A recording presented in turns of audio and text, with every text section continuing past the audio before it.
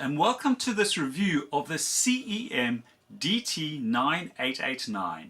Now this little meter was put into my hands by a good lass called Lusa who does marketing on behalf of CEM, and I would certainly consider this the little Swiss army knife of multimeters.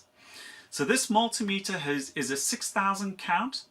It does data logging, it does trending, it's got a non-contact probe, it's got a temperature probe, as a lot of multimeters do, but it's also got a built-in thermal camera.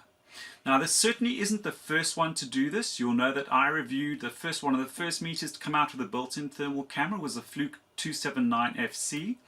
Now that was more of an industrial level multimeter, but since then FLIR have also brought out the DM284 and the 285. Now there's some subtle differences between them. Some of them have built-in storage so that you can actually store your thermal images, and there's a slight difference in these specifications. In some cases the FLIR has got slightly better specifications than the CEM, and then in other cases and other specifications the CEM has better parameters. But I think the CEM has a far richer feature set, as we're going to see when we get it down to the bench. Okay, so let's show you some of the other functionality before we start testing some of the accuracy. On the meter, as noted, it's got this middle button which is the menu button, and once you're in there you can go and change parameters. You can obviously change the palette of the thermal camera. You can change your temperature units. You've got measure where you can display.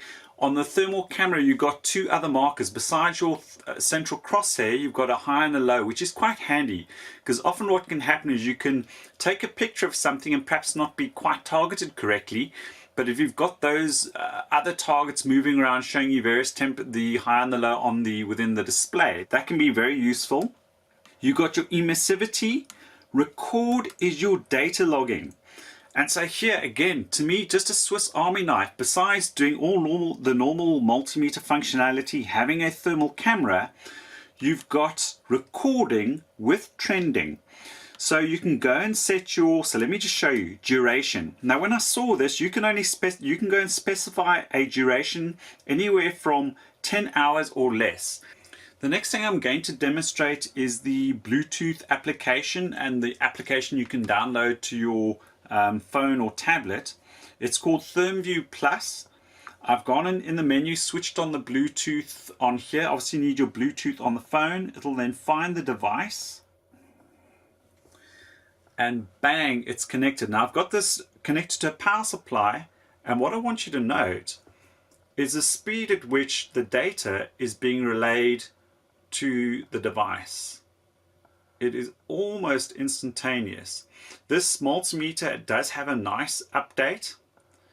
There's a few interesting quirky things. You can see as it does a range change, just as a side note, you can see it flicks to 0 volts. Okay, the next thing I want to demonstrate is what happens when it gets to its maximum temperature. This is a heat gun, and the behavior is quite interesting. It does several kind of calibrations, and there you can see it showing the maximum. Let me just try and get the center crosshair up to the maximum, and it's already cooling. Let me heat this up again.